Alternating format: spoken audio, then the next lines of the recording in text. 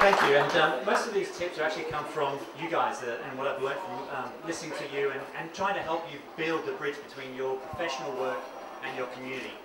So really, let's begin. I think it's absolutely true that everybody's expectation of technology has fundamentally changed. We're all expecting different things from different environments, and that's also true of geographic information. What I'd like to show you next is actually a way of somebody taking geographic information in a way that is not accurate, it's not precise, but it's a way they want to express their geographic information. This is a New York map with a horizonless view, so you could consider yourself walking along and then continually scrolling. Did they use a GIS for this? No, it's a different way of interacting. The community wants to be able to interact with the information and the science that you produce. And the science that you produce. So rule number one, less is more. Please do not put any more table of contents that people have to select what's visible or what they have to search by. Please don't put hundreds of tools. Be focused, be direct, be relevant. Rule number two, Jacob's Law. Jacob Nielsen, Sun Engineer, started his own web design and interface consultancy firm, basically said every time you release a new website, think about what other people are using out there and try and mimic the types of behaviors and expectations when they release that website. So one of my favorite websites is boston.gov. It's a solar map trying to encourage people to use green energy. What on this web map can you see that there's a common tools and methods of interacting that you see on consumer advertising oriented visualization tools? Come on, there's an easy couple of things there. Come on, you know what they are. Yell them out. Come on, the zoom bar, correct? And what about those three little tiles over there? We had Rob talking about that before, you know, do we really want to see a bakery by terrain? Well, no, those are the things that people come to and expect it. But don't be generic. Be relevant about your audience. This is a stumble safely a nighttime thing for DC. Look at the three tags at the top. Daytime, nighttime, and evening. Again, relevant to the community, the people that you're trying to communicate with. Number four, you all have tools now that can generate really powerful caches and that deliver performance and appealing maps.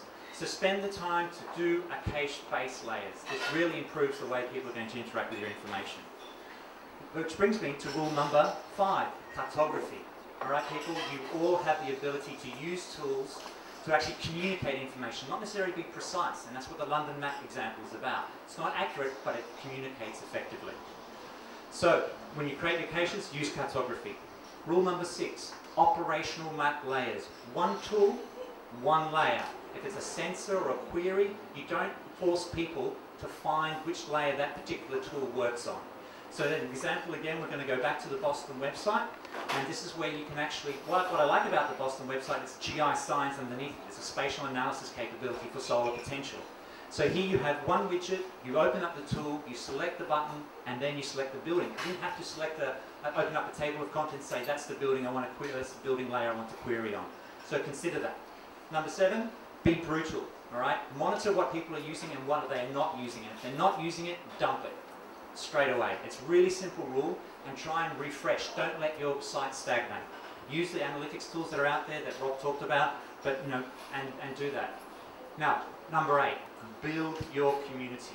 All right, there is engage, have a dialogue, talk about new features, new tools, new functions, multi-channel. Trying to get people's feed and build that curiosity so people come to your site and want to find out what's new.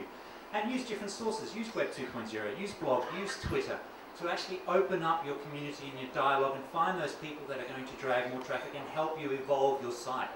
And again, you don't have to. Now the big deal is, oh, let's embed Twitter inside of your map. You don't have to. You can if you want to be part of your workflow, but it's more about engaging with your community, getting their feedback, and actually seeing your site evolve and deliver and solve real-world problems, because that's really what we're about, not just dots on a map. All right, number 9. This is really important. Usability will always trump features. It kind of reflects back to rule number 1. If you have a beautiful geoprocessing model that has, and it's absolutely wonderful, and you don't design that shovel head to be easily leveraged, then it's useless. So think about that. And rule number 10, and this goes out to you all, your roles as GIS professionals will evolve. You have the opportunity to take the authoritative work that you do today and still present that formal web map that says this is the way we built this data and these tools for you to interact, but also publishes it as service so other people can take your information and build relevant sites for their community, leveraging off that work that you do. So think about using web maps to provide key information views. Think about the GI size that you're building and express that in processing models and different services. And of course, use web apps to match your content with other users out there. And finally, really the message is, use these tools, use this technology to do more than dots in a map and take your geographic information, your geographic science, and build your community and solve real-world problems. Thank you very much.